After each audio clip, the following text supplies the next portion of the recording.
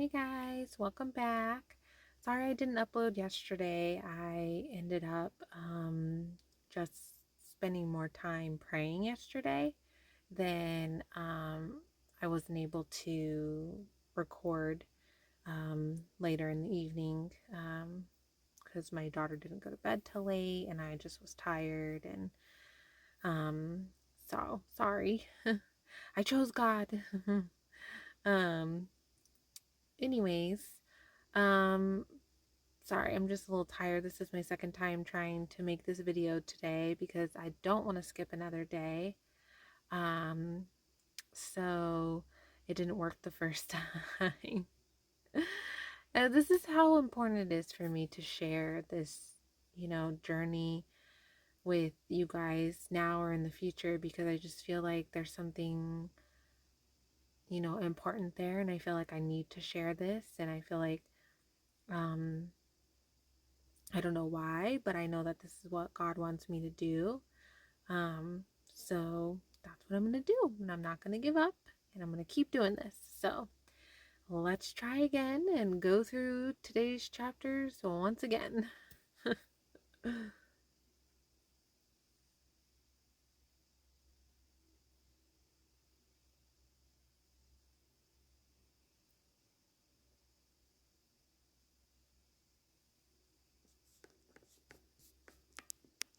Until the clouds stopped in the wilderness of Paran. They set out for the first time according to the Lord's command through Moses. The military divisions of the camp of Judah's descendants, with their banners, set out first, and Nahshon son of Amminadab was over their divisions. Nathaniel son of Zuar was over the division of the tribe of Issachar's descendants, and Eliab son of Helon was over the division of the tribe of Zebulun's descendants. The tabernacle was then taken down, and the Gershonites and the Merarites set out, transporting the tabernacle. The military divisions of the camp of Reuben, with their banners, set out, and Elizur son of Shedeur was over their divisions.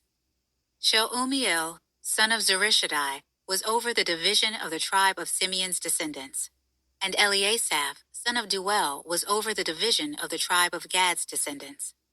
The Kohathites then set out, transporting the holy objects. The tabernacle was to be set up before their arrival. Next, the military divisions of the camp of Ephraim's descendants, with their banners, set out, and Elishama son of Ammihud was over their divisions. Gamaliel son of Pedazur was over the division of the tribe of Manasseh's descendants, and Abidan son of Gideoni was over the division of the tribe of Benjamin's descendants. The military divisions of the camp of Dan's descendants, with their banners, set out, serving as rear guard for all the camps, and Ahiezer son of Ammishaddai was over their divisions. Pagiel son of Okran was over the division of the tribe of Asher's descendants, and Ahira son of Enan was over the division of the tribe of Naphtali's descendants. This was the order of march for the Israelites by their military divisions as they set out.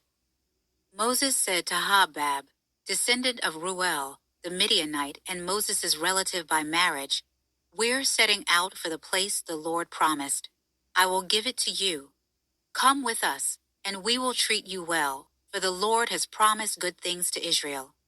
But he replied to him, "I don't want to go.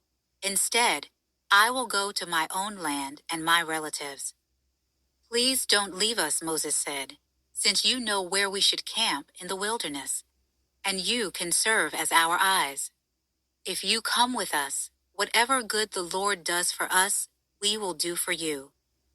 They set out from the mountain of the Lord on a 3-day journey with the ark of the Lord's covenant, traveling ahead of them for those 3 days to seek a resting place for them. Meanwhile, the cloud of the Lord was over them by day when they set out from the camp.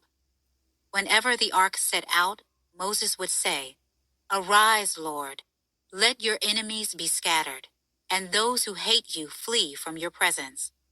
When it came to rest, he would say, "Return, Lord, to the countless thousands of Israel." Now the people began complaining openly before the Lord about hardship. When the Lord heard, his anger burned, and fire from the Lord blazed among them and consumed the outskirts of the camp. Then the people cried out to Moses, and he prayed to the Lord, and the fire died down. So that place was named Taberah, because the Lord's fire had blazed among them. The riffraff. So, I can understand why God's upset because I feel like he's already proved to himself to the Israelites like multiple times that he has their best interests at heart and that he's guiding them to, better and saved them from Egypt and is trying to take care of them. And yeah, there's some hardship along the way, but that's life, like sometimes that's just how it is.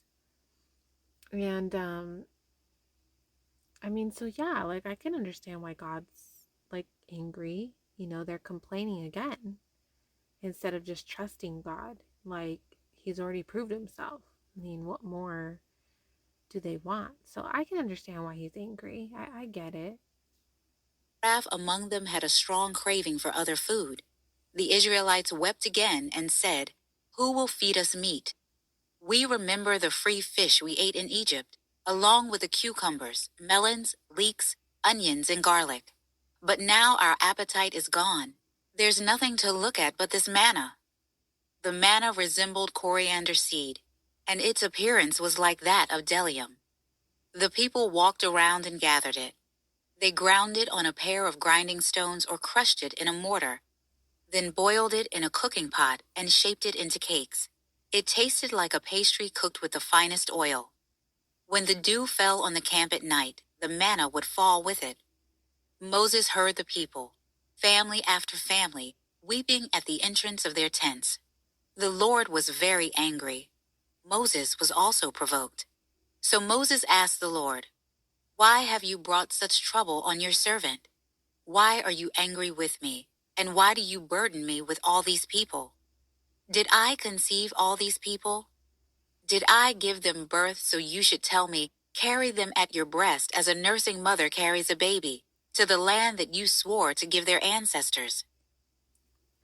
I have to admit, guys, that made me laugh when I heard that. Like, because it was just kind of like it was just kind of funny, like the way Moses like was like showing his annoyance to God. Like, I didn't give birth to these people. I'm not a woman. I don't have breasts. I'm not gonna, like, they're not my children. I'm not gonna carry them, you know, have my breast and nurse them like a mother does her baby. I don't know. I just thought it was kind of funny the way he like expressed his um like annoyance and grievances with God. But I also get why Moses is upset too. That's a hundreds of thousands of people that he has to, you know, take care of and guide through God. Like he's speaking to Moses, and Moses is having to relay all of this stuff to these people and guide them, and and that's a lot. That's a big. That's huge. That's a lot of people. So I get why he's frustrated. "Where can I get meat to give all these people? For they are weeping to me. Give us meat to eat. I can't carry all these people by myself. They are too much for me. If you are going to treat me like this, please kill me right now, if I have found favor with you, and don't let me see my misery anymore." The Lord answered Moses, "Bring me 70 men from Israel known to you as elders and officers of the people. Take them to the tent of meeting, and have them stand there with you. Then I will come down and speak with you there. I will take some of the Spirit who is on you and put the Spirit on them. They will help you bear the burden of the people, so that you do not have to bear it by yourself. Tell the people, 'Consecrate yourselves in readiness for tomorrow, and you will eat meat because you wept in the Lord's hearing.' Who will feed us meat? We were better off in Egypt. The Lord will give you meat and you will eat.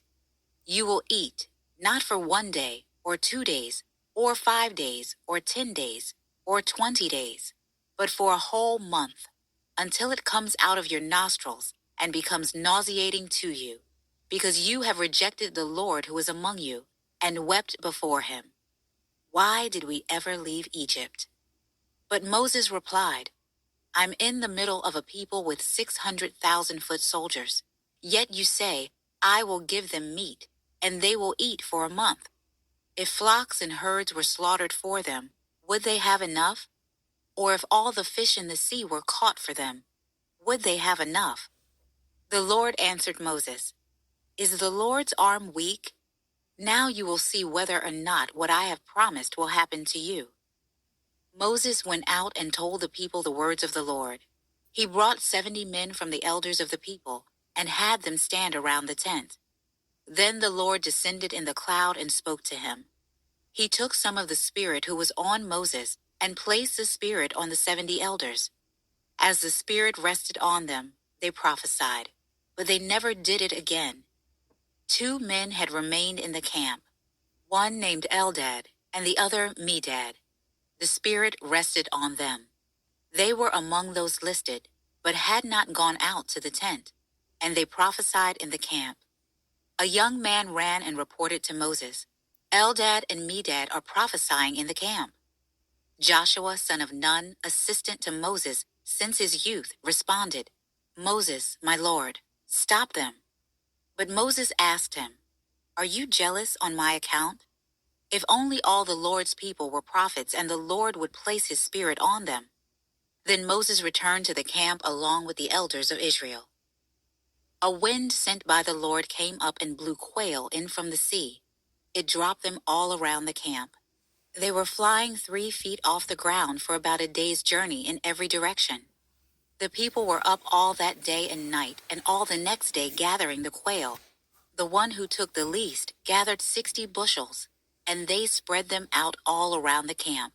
While the meat was still between their teeth, before it was chewed, the Lord's anger burned against the people, and the Lord struck them with a very severe plague.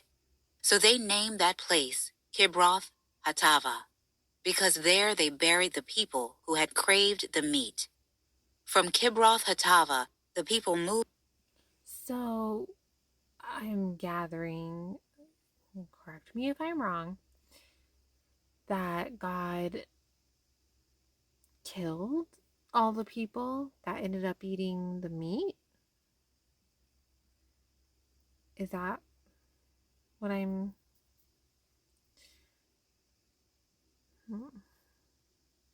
moved on to Hezroth and remained there. Miriam and Aaron criticized Moses because of the Cushite woman he married, for he had married a Cushite woman. They said, Does the Lord speak only through Moses? Does he not also speak through us? And the Lord heard it. Moses was a very humble man, more so than anyone on the face of the earth. Suddenly the Lord said to Moses, Aaron, and Miriam, You 3 come out to the tent of meeting. So the 3 of them went out. Then the Lord descended in a pillar of cloud, stood at the entrance to the tent, and summoned Aaron and Miriam. When the 2 of them came forward, he said, Listen to what I say. If there is a prophet among you from the Lord, I make myself known to him in a vision. I speak with him in a dream. Not so with my servant Moses. He is faithful in all my household. I speak with him directly, openly, and not in riddles. He sees the form of the Lord. So why were you not afraid to speak against my servant Moses? The Lord's anger burned against them, and he left. As the cloud moved away from the tent, Miriam's skin suddenly became diseased, resembling snow. When Aaron turned toward her, he saw that she was diseased, and said to Moses, My Lord, please don't hold against us this sin we have so foolishly committed. Please don't let her be like a dead baby whose flesh is half eaten away when he comes out of his mother's womb. Then Moses cried out to the Lord, God, please heal her.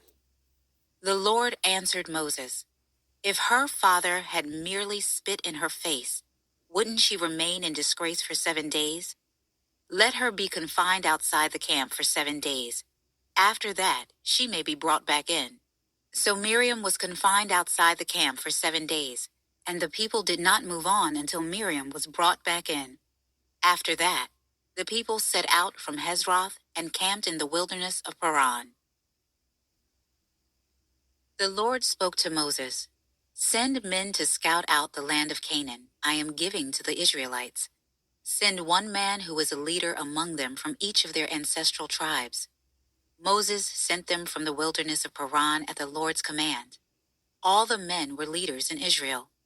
These were their names: Shemua, son of Zaccur, from the tribe of Reuben; Shaphat, son of Hori, from the tribe of Simeon; Caleb, son of Jephunneh, from the tribe of Judah; Igal, son of Joseph, from the tribe of Issachar; Hoshea, son of Nun, from the tribe of Ephraim; Paltai, son of Raphu, from the tribe of Benjamin; Gadiel, son of Sodai, from the tribe of Zebulun; Gadai, son of Susai, from the tribe of Manasseh, from the tribe of Joseph; Amiel, son of Gamali, from the tribe of Dan; Sethur, son of Michael, from the tribe of Asher; Nabi, son of Vophsi, from the tribe of Naphtali; Guel, son of Makai, from the tribe of Gad. These were the names of the men Moses sent to scout out the land, and Moses renamed Hoshea, son of Nun, Joshua. Well, there we have it, guys. Today's chapters are done. So pretty interesting. I think the biggest thing that I